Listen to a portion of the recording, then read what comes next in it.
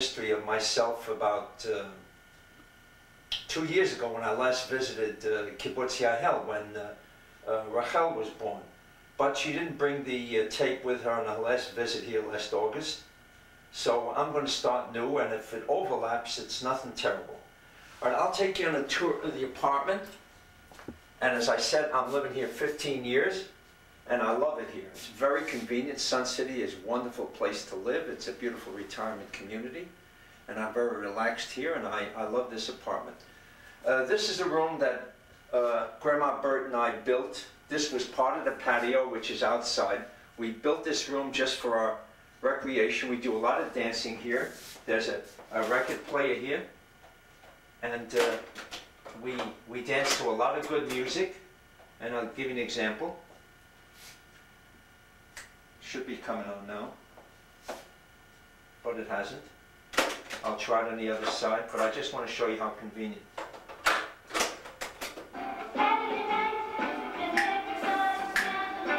As you may remember, I love to dance. Grandma loved to dance, and I'm with my lady friend. I'm with my lady friend Virginia Bell Keck. She's with me. She's taken this picture or recording of myself, and I'll have a glimpse of her for you to see as we tour the apartment. Virginia, you want to just show the different room here? This is where Grandma Bert did a lot of her work when she was in real estate. She did a lot of work on this desk here. And these are videotapes of my dance instruction and some of the events that I have danced in the last couple of years since Grandma passed away. And it's very, very comfortable for me here. I just like everything about it. Here's a doorway leading to the patio. And you kids will remember, you were here last August of 1993. And here's the patio out here, and I just like being out here.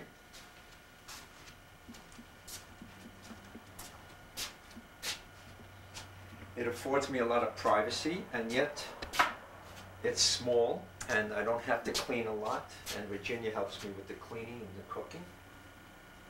And as you can see, it's very pleasant, very quiet here. It's very peaceful. And this is Sun City living, which I enjoy very much. Virginia Bell, can you get some of this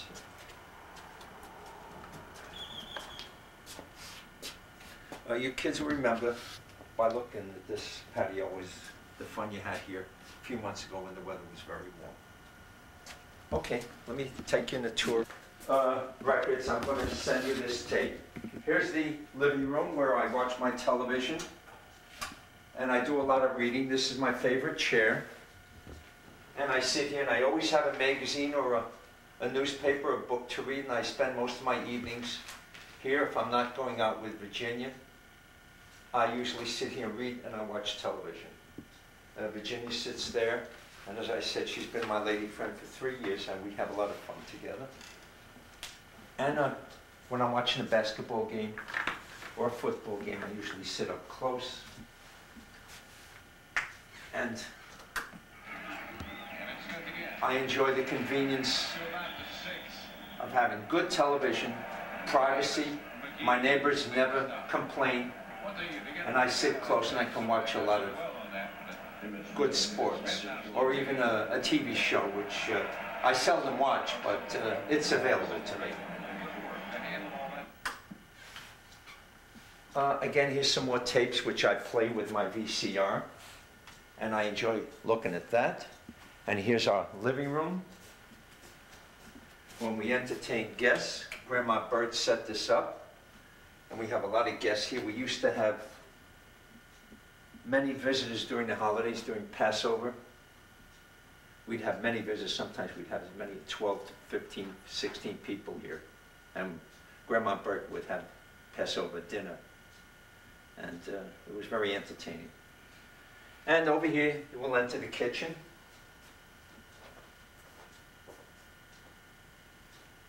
How'd it go, Virginia? Okay, is everything going, Virginia? Okay.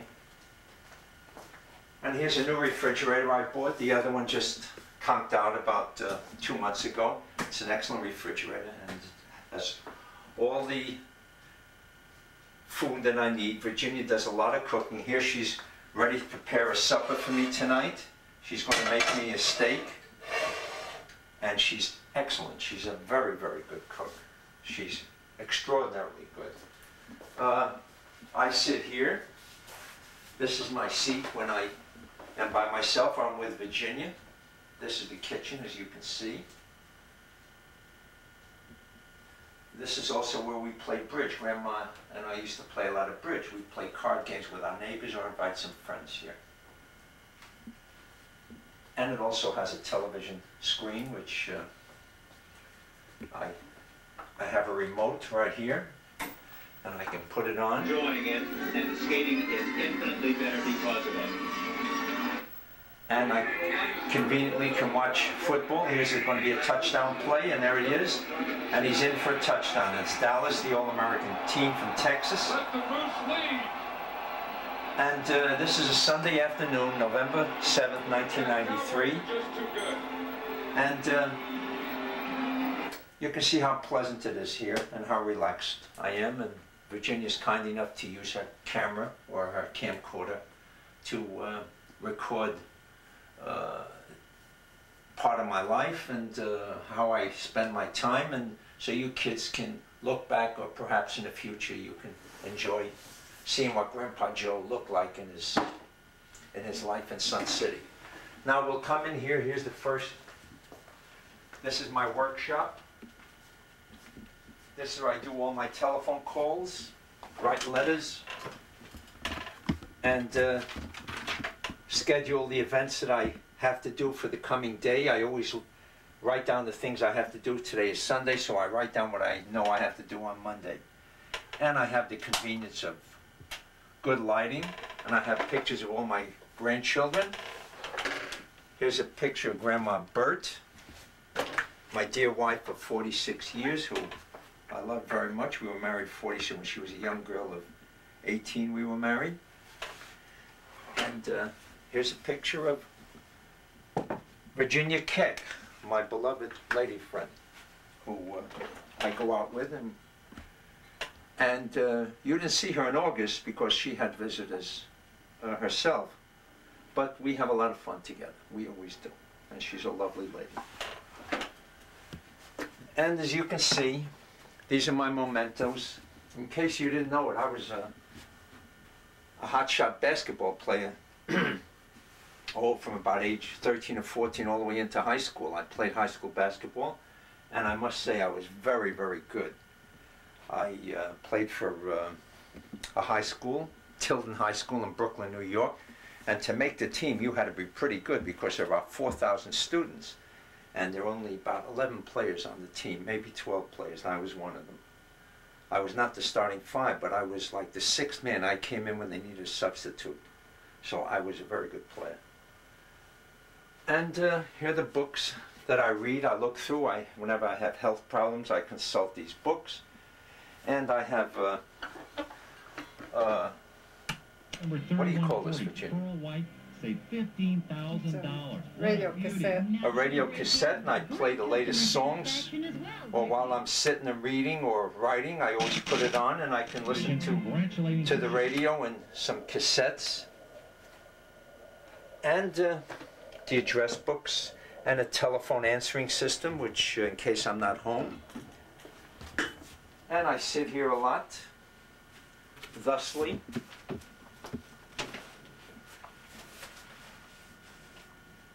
And I turn on the light.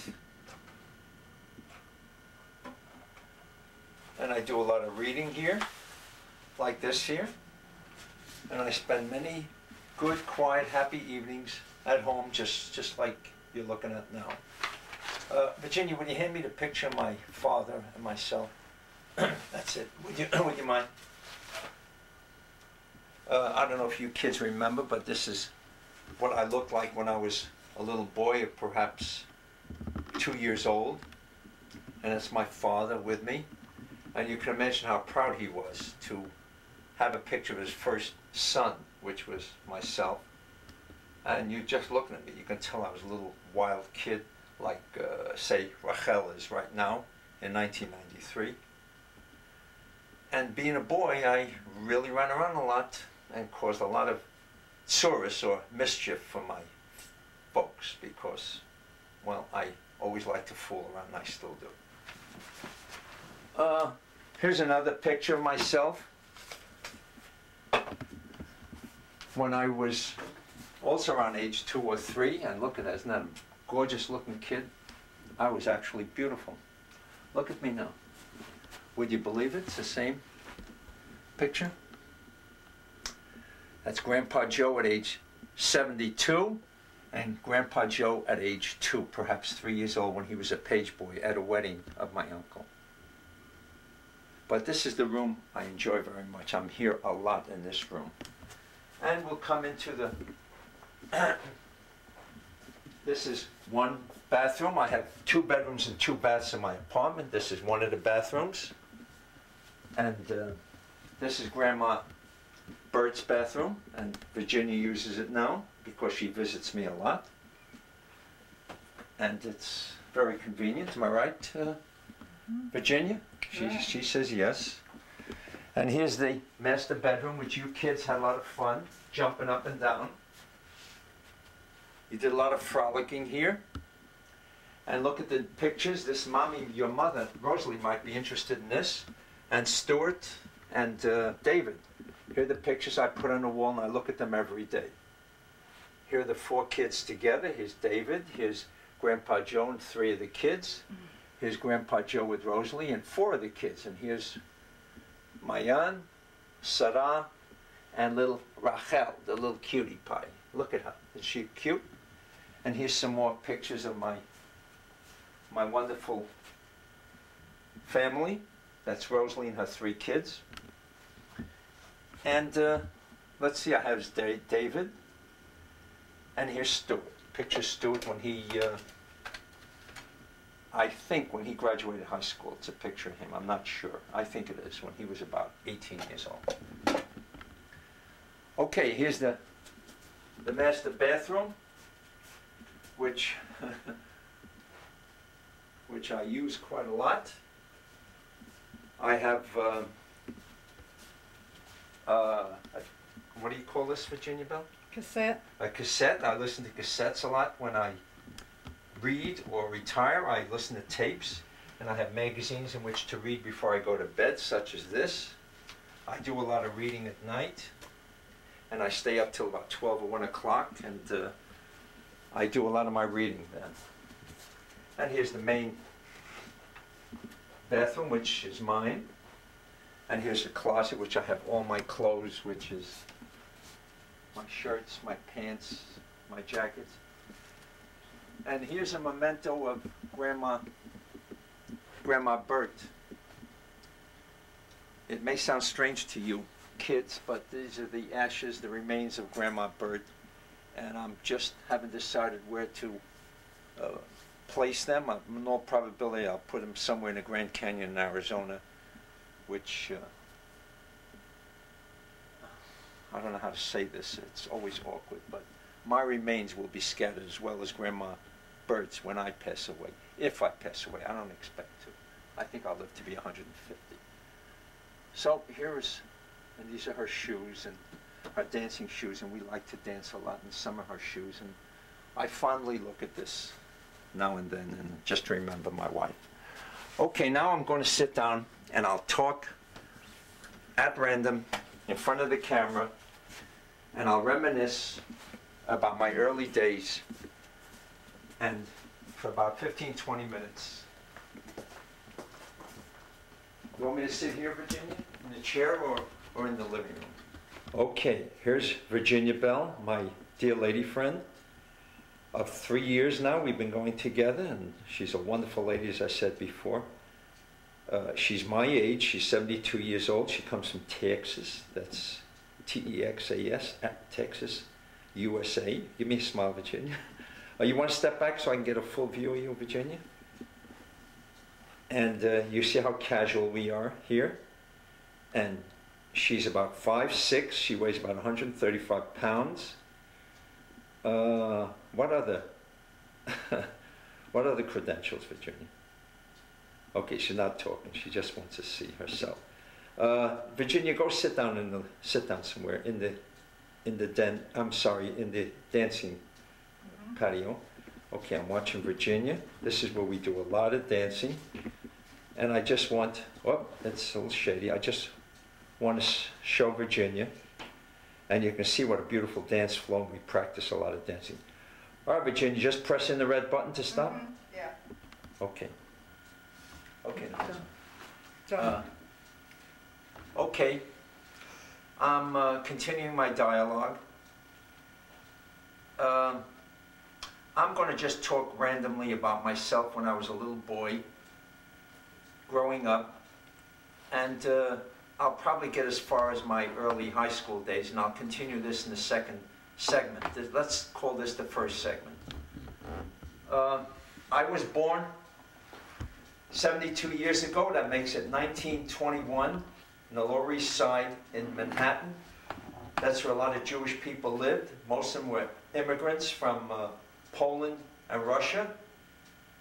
I would guess that my father came here by himself in 1916 or 1917, just before the Russians conscripted men for their army.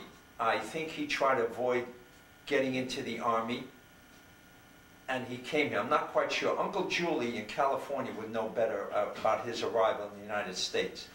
Well, nevertheless, my father came here by himself to establish himself before he sent for his wife, which was my mother, and two kids. They had two girls back in the old country, back in Poland. The one was Gertie, that's your Aunt Gertie, and Aunt Dorothy. Dorothy passed away about 30 years ago, so you kids hardly know about her. She was a very attractive lady when she passed away, about age 30 or 35 years old. But Aunt Gertie is still alive, and she's in her 80s. I would guess 84 at this time. Well, anyhow, my mother remained in Europe with her two daughters. After my father arrived here by himself, they were there for about 4 or 5 years until my father sent for them. And I would guess they came to the United States in 1920 or late 1919. I was born in 1921, so I was the first born in this country, so that was the big event. Of course, most women, immigrant women, were very prolific, and babies, families having 5, 6, and 7 babies were not unusual in those days. And my mother had 6 children, 6 active, healthy children. And I was the first boy, or the firstborn in this country. After I was born in 1921, my sister Helen was born a few years later. And then my brother Julie was born a couple of years after that. He's 5 years younger than I. And so that made 5, a total of 5. And lo and behold, about 5 years after that came my youngest brother, Bernie. He was a very likable baby, and we all loved him because there were 5 of us, and we all adored him, especially the girls in the family, Gertie, Helen, and Dottie. Loved Bernie. They all had a lot of fun with him. He was a very agreeable, pleasant kid, and I liked him very much. By the way, Bernie passed away about 2 years ago at age 60 or 62 in California. He unfortunately had a liver transplant which didn't take. His liver failed, and he couldn't make it. He lived some quality year or two until he just couldn't sustain himself, and he died. So of the 6 kids, 2 have passed away. That's my sister Dottie and Bernie. And that leaves Helen, Julie, Gertie, and myself. Virginia, you want to check to make sure that you're still seeing me in the camera? Okay, I have a few more minutes left on this segment. We have about 6 minutes left, Virginia? 9. 9 minutes left. Okay, can you see me okay? Yeah. Yeah. And everything's all right? Everything's You fine. got a full shot? Yeah. Okay, Virginia's handling it very well. And as I said, this is a Sunday afternoon in Sun City, Arizona, November 7th, 1993. Usually, Virginia and I go dancing Saturday night and Sunday night. But tonight, I had a little mishap, and I just feel a little tired. So I'm going to stay home tonight. I'm going to watch television, and Virginia's going to go on home, and she may stop off and do some dancing herself before she goes home. But usually we go together. We've been doing this for 3 years. And we usually dance Thursdays or Fridays, Saturday and Sunday. And we're both good dancers, as all you kids know. I'm sending a separate tape to see how good we are. We love dancing, and we always have a good time. Getting back to myself when I was born, the Lower East Side at that time in Manhattan, that's Manhattan, New York City, was teeming with immigrants. I'm not exaggerating by saying 1 million immigrants poured into New York City in those days, roughly between 1916 and 1922 or 25. And of the hordes of immigrants, I was among them, and I was one wild kid. We lived on Suffolk Street in Manhattan, smack in the middle of the Lower East Side. My father had a butcher shop. He was constantly working. He worked day and night. And on Saturday, his day off, he went to shul or the synagogue, came home, he slept, and then rested the rest of the day and went back to work on Saturday night. And he was back to work all day Sunday, so his only period of rest was from Friday night till Saturday night was his only time off. And my mother worked equally hard. Not only did she raise children and prepare the Sabbath meals on Friday, and the meals every single day after she came back from work. So it was a hectic life for both my parents and for all us kids growing up in the East Side. This was before Bernie was born. Bernie, I know was born in the Bronx, and Julie, I think, was born in the Bronx as well. I'm not quite sure, but Helen and myself were born on the East Side. We had a walk-up apartment. We walked up 4 flights, and I'm sure we had at least 3 bedrooms, or 2 or 3 bedrooms. I remember sleeping with my brother Julie, perhaps not on the East Side, but I remember I slept on one at the head of the bed. He slept at the foot of the bed. We used to call it, if I remember the Yiddish word right, Fieslach. That's the way we slept. I was on the front of the bed, and my feet were in his face, and his feet were in my face. And that's the way we shared a bed. I was always running around as a little boy, always downstairs fooling around. And I don't even know who looked after me. I just can't remember. It probably was my sister Dottie or Dorothy. And she did not work. My oldest sister Gertie did go to work. I don't remember where she worked, but let's say she worked in an office as a secretary, as most young ladies did in those days, most coming from immigrant families. They worked somewhere in New York City. And she had to dress nice, and she came home, and she's the one who was the most up-to-date in the way of radios. With radio, we had a Zenith radio at that time, and Gertie was the one that provided it. We had a piano in our home and a telephone. These things Gertie provided, or kept my mother up to date on what to buy in the house and what was going on outside the Lower East Side. I was always in the streets running around, and what the kids do when they're 2, 3, or 4 years old.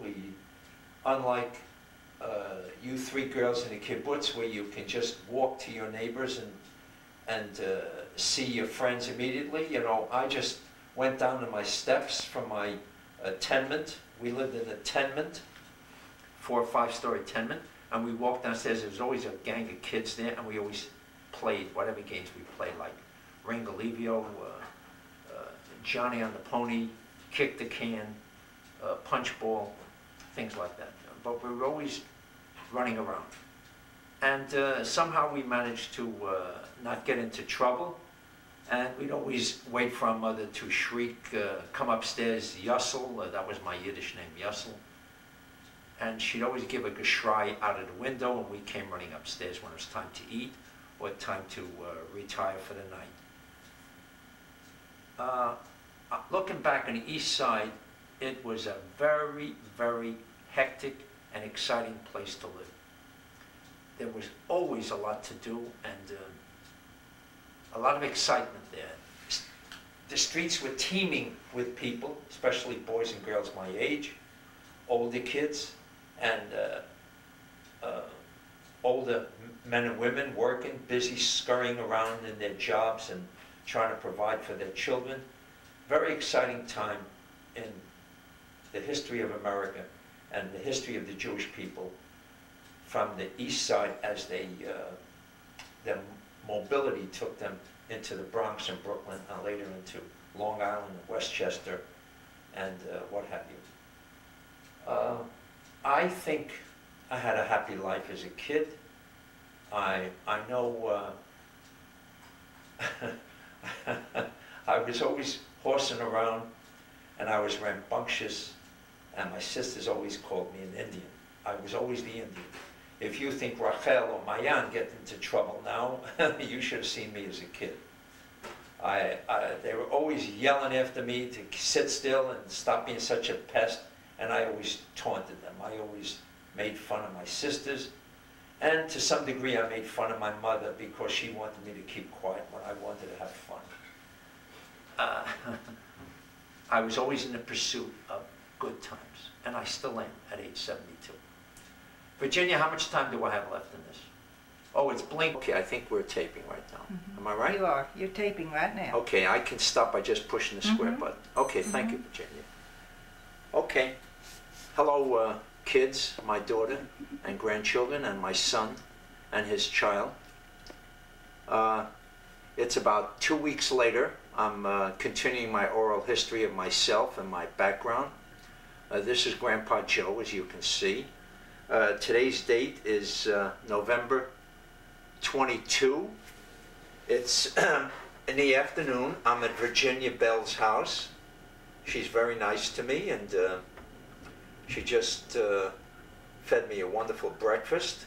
We watched some television, and we're going to go out this evening. We're going to go to a movie. I'm in Chandler, Arizona, which is about 50 miles from Sun City. And Virginia has a lovely house. Perhaps later I'll show it to you with the camera. I'm not sure. Virginia just gave me a startled look because that means she has to clean up. Clean. May I have a glass of water, Virginia? Yeah. Because I expect to be talking for about an hour. This is the second part of my series of talks. As I said, the first one was about a week ago. No, I'm sorry, about 3 weeks ago.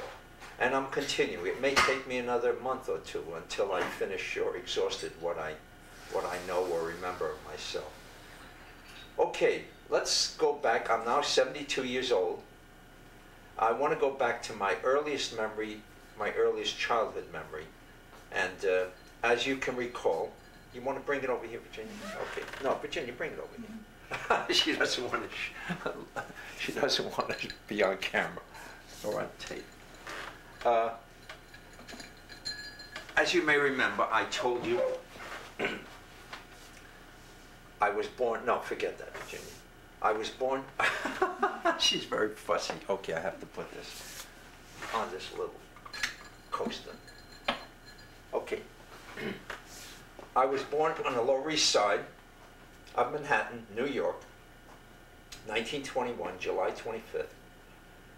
And my earliest recollection of the East Side was crowded in my apartment and in the streets of New York.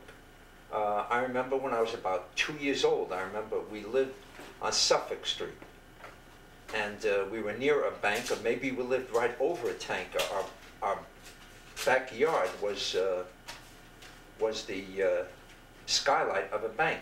And I remember climbing on top of this bank. So I don't know how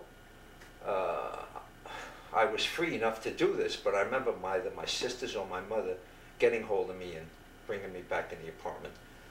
I must have been 2 years old at that time to be able to get away from my sisters or my mother. But it indicated, even at that early age, how adventuresome I was, or wild, and as we used to say in those days, I was an Indian. We lived on the east side till I was about, I would make a guess, 4 years old. My father had a kosher butcher store right below the apartment house where I lived. It was, I can't remember much about that particular butcher store, except that he was always busy and worked long hours, and my mother worked with him in the store. I can't remember much of the east side except what I see in the photographs and perhaps some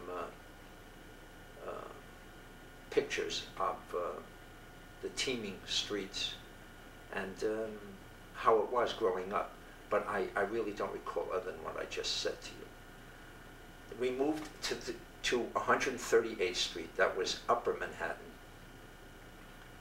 I don't know why, except that I would guess that my father felt his business wasn't doing too well on the east side, and he just wanted to improve his lot. I don't remember my brothers and sisters. I do remember 138th Street because about that time I was probably about 4 or 5 years old. One incident I remember, which is horrible, but of course that's what you mostly bound to remember. My sister Helen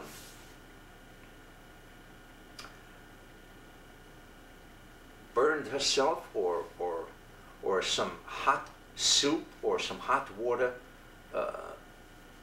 fell on her legs, and she was burned severely, and my mother was frantic. A lot of shrieking, a lot of crying, but I don't know how it was resolved or how my sister recovered, but she did. And I don't know if she remembers it, but she probably does, but it was really traumatic for all of us. The other incident I remember was my father. One time he came home, he was eating, and would you believe it, he opened his mouth and his jaw was locked. Now, I may be confusing myself. That might have been my sister Helen and my mother shrieking what to do with the child's jaw open, unable to close her jaw, or perhaps it was my father, I don't remember, but my mother succeeded in helping whoever it was.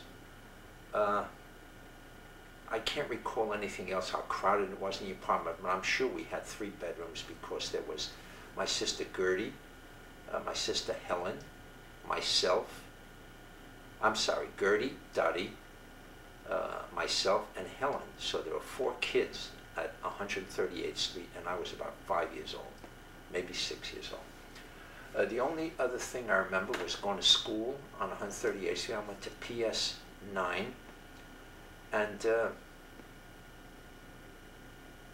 I remember how crowded the classroom was. It's hard to believe, but some of the students had to share a seat. Two students in one seat. That's how crowded it was. Because my name was Zweben, and almost the last letter in the alphabet, I'm sorry, it was the last letter in the alphabet, and anyone else whose name ended with Y or W would have to share a seat. I remember going to kindergarten when I was on 138th Street, PS 9, and I remember the fun we had outside the school. There was some factories nearby, and we jumped and played games. Always a lot of fun. I do remember having a good time when we lived on 138th Street. Unfortunately, there was one incident, excuse me,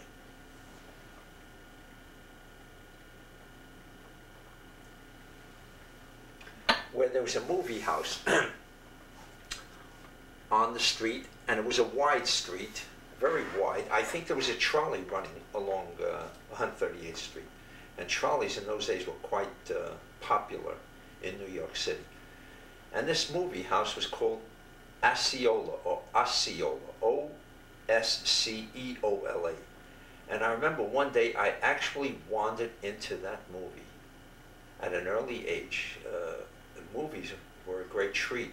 I must have been about 5 years old, and I remember going to the movie. I don't know how I got in. Obviously, one of my sisters must have taken me. I couldn't go in by myself, or maybe my mother paid the admission, and I got in, and because she just wanted me out of her hair while she worked with my father in the butcher shop. Well, nevertheless, as a child, I foolishly sat up front. And maybe it's because all the seats were taken. It was such a treat going to a movie. It probably cost a nickel, only 5 cents. But I remember sitting up front, and I remember doing this quite often because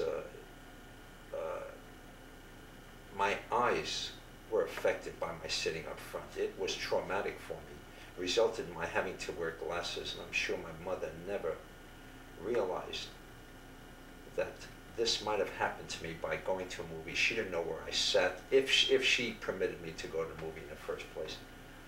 But I do remember that movie because of the effect it had on me. I had to wear glasses the rest of my life because of that movie I went to see. This was probably in 1924, 1925, maybe 1926 or 7. I remember kindergarten was nerve-wracking for me. I felt uncomfortable. I don't remember exactly what I did, but I wasn't relaxed in the class. I don't remember any studies, bringing home studies or anything like that, of course not. But 138th Street was an exciting place because there were a lot of kids my age, and whenever I went downstairs to play, there were always some kids to horse around with, and we always had games to play, even though we didn't have any money. We played Johnny and a Pony, or Ringalivio. I don't remember what that was involved, or Kick the Can. We played a lot of punch ball. There was no stickball in those days because of the trolley. But I remember very fondly 138th Street. One day, many years later, maybe 50 years later, maybe 60 years later, I did return to that street, and fondly. And of course the neighborhood changed. There were no longer Jewish people living there. By the way, every neighborhood we moved, from the east side to 138th Street, or later to the Bronx and then to Brooklyn, were all Jewish neighborhoods, predominantly Jewish people. My father's business was kosher butcher, so we moved where there were Jewish people so he could conduct his business. But in those later years, when I returned 50 years later, it was now Puerto Rican. There wasn't a Jewish person to be seen, no Jewish stores. So I was like a stranger or alienated from that from that neighborhood or that street. I must have lived in 138th Street till I was about 8, 9 years old. I just don't remember offhand. Perhaps I went to school to the 2nd grade or 3rd grade, possibly the 4th grade, and then we moved to the Bronx. My father was doing better, and my mother was the real motivator.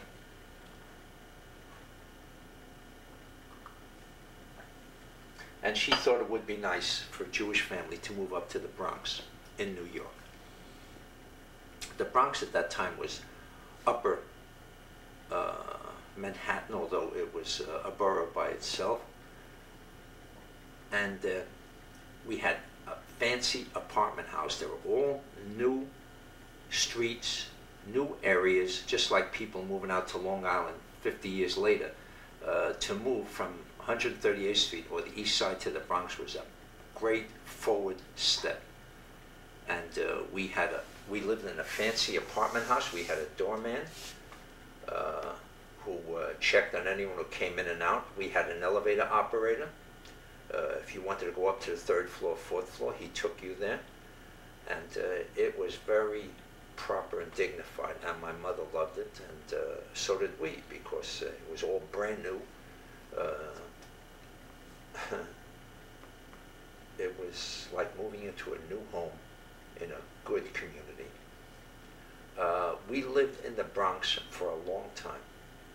The address was Boynton Avenue or Elder Avenue, and the reason I think one street was next to the other, right next to Watson Avenue, is because my father had a store, had the butcher store on Watson Avenue between Elder Avenue and Boynton Avenue. And I went to school, I think it was PS 99.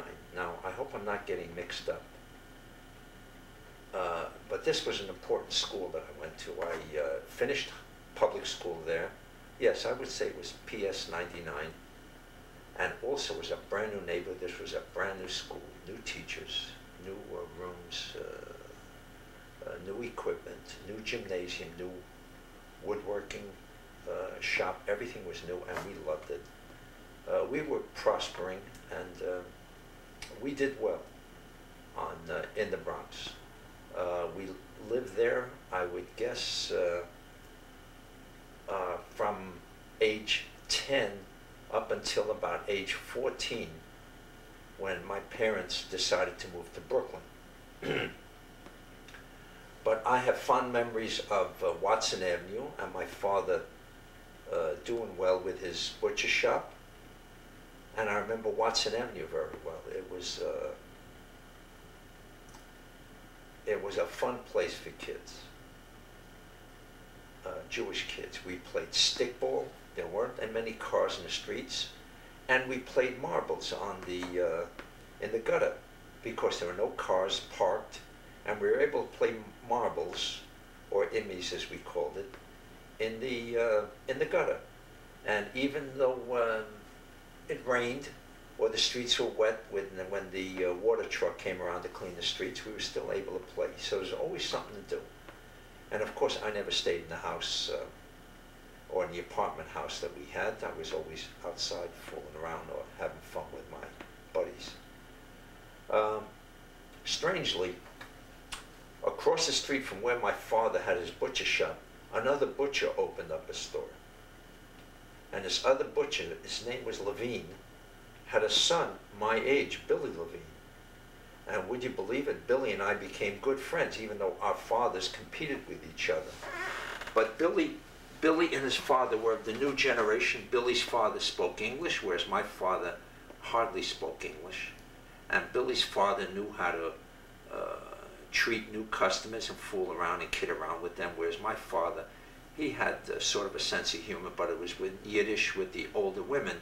And Billy's father, Mr. Levine, knew how to attract and have customers, younger Jewish women who enjoyed shopping in a different place than the old traditional kosher butcher.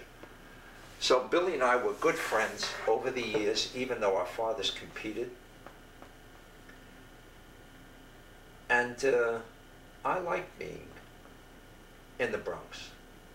It was a good neighborhood, and I remember all Jewish.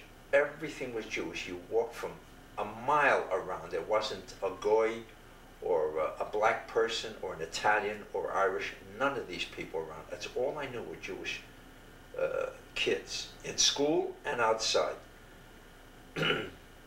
One day I remember Mayor Walker. He was a very popular mayor in New York City. He came to our neighborhood, canvassing for votes. And I remember joining a parade, and I followed the parade, and I walked for about a mile, and I didn't realize how far I was. There was a brass band, and I don't know how I got home, but I ventured away from New York, and it was very much like the country. Once you went away from those streets, like Watson Avenue and Elder Avenue, you were in the country pretty fast. So that was quite an adventure for me, and I must have been about 8 or 9 years old at that time. PS 99 was a good school. I remember always horsing around in class. I was not a good student. I did not do homework. I never did homework. I didn't have a place to do homework. First of all, in my apartment, there wasn't a room for me to study. What I did was get to school the next day early. I used to copy the assignment from my buddies, and I got away with it, or so I thought. But I don't remember doing homework at all, not the least bit at all. I cheated. One time, a Spanish teacher caught me. It's very funny. Zweben, he said, he called me that name with a very ringing tone, you know. Zweben, come up here. And I said, yes, Mr. So-and-so. I went up there, and he said, show me your assignment. And I showed him the assignment, and of course I just copied it in ink, and there was no such thing as ballpoint pen in those days, which dried very quickly. I had fountain pen, which took sometimes 10 minutes to dry, and my assignment was still wet. I was supposed to do it at home the night before, and here my assignment was wet. He took his finger and ran it over the page, and of course it was wet. His finger got wet with the blue ink, and he knew I cheated, and I knew he caught me. Zweben, sit down. I'll get to you later. And he punished me in some way.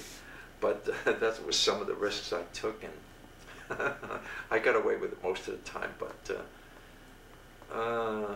somehow I got through the classes. I think I had a B- average or a C+ average. I was not a good student. I just didn't care for it. What I cared for mostly was playing stickball in the streets, or playing the games that most kids played, and having fun in the streets. I was seldom upstairs in the house, seldom. First of all, there was no place to sit, except in the kitchen when we were eating. And my sister Dottie, who looked after us, Dottie did not work. She was the oldest sister. Gertie worked. But Dottie didn't want us in the house because she'd have to feed us or look after us, so she always sent us downstairs. Mother was working with my father in the store, so there was really no one to look after me.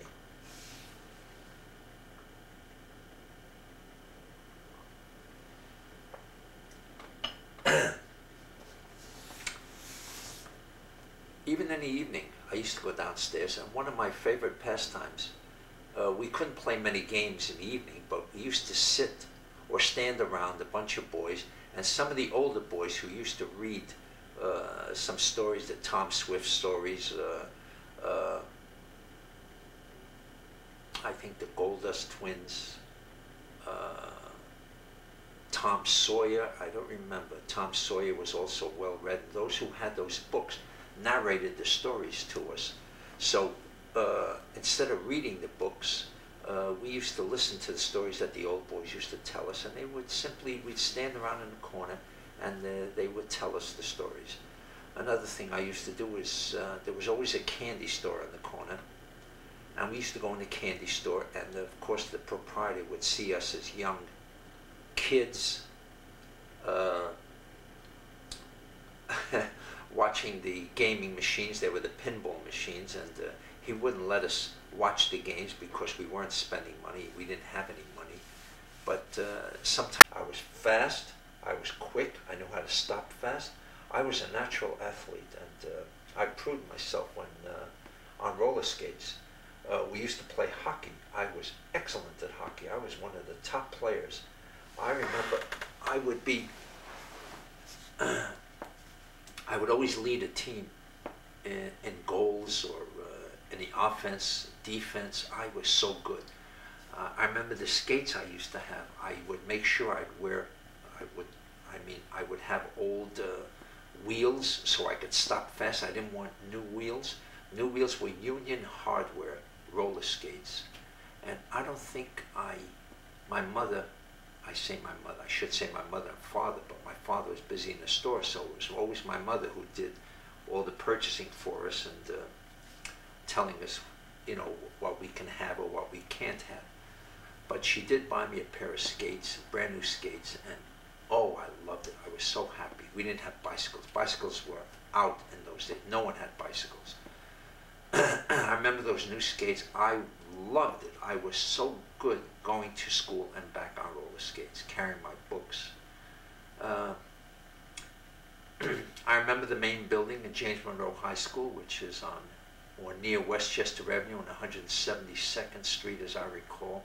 A big, beautiful school, and I loved it. I loved being in or near that main building whenever I visited there. And I couldn't wait to get into the main building. You had to be in the third year of high school to get into the main building. But I never did make it because by that time we moved from the Bronx or the neighborhood, that Watson Avenue neighborhood, and we moved to Brooklyn, New York. But I'll never forget the roller skating days. I was absolutely sensational. I was a great, great hockey player and roller skater. When you moved from the Bronx to Brooklyn, it was like going from, like today, like from New York to Arizona. It was a huge step. You just didn't bring your friends with you, or you didn't reflect and get in touch with your old friends, because you were just moved too far away. And I had to make new friends. And I remember being apprehensive who was going to be my new friends. By that time I was about 13. So it was time for my bar mitzvah, and I wondered who would be my new friends. And that's all I cared about. I didn't concern myself with my father's business or what kind of apartment they bought, but I knew I was worried or concerned about who my new friends would be, whether I would like them or not. We moved into a big apartment house on Eastern Parkway, which was a very well-to-do area in Brooklyn, Eastern Parkway. And my father had a store on Buffalo Avenue in Eastern Parkway, and our home was located on, by golly, I just can't remember the name of the street, but it was one block away from Buffalo, Rochester Avenue and Eastern Parkway. Eastern Parkway to this day might be a lovely place. It was a huge avenue like Ocean Parkway, a lot of cars, and they had side streets for the cars to park. It was a lovely, lovely street. And I went to Samuel J. Tilden High School. I think I started probably in the first or second year in high school. And again, I don't remember bringing home assignments or homework to do. If I did do homework, I probably cheated as well. I got in the habit of cheating, and I never did homework at home. There was just no room, and I couldn't see myself sitting at a table in the kitchen doing my homework. So again, I was more interested in sports. Near where we lived was a very big playground or park, Lincoln Terrace Park. And this was a wonderful park. It had a lot of hills in it, a lot of trees, rocks, chairs, tables, everything. It was a lovely place, and a lot of people used to go there just to sit and relax. Saturday was a wonderful day to walk through to Lincoln Terrace Park. Most of the Jewish people would go to synagogue in the daytime and just stroll in the park.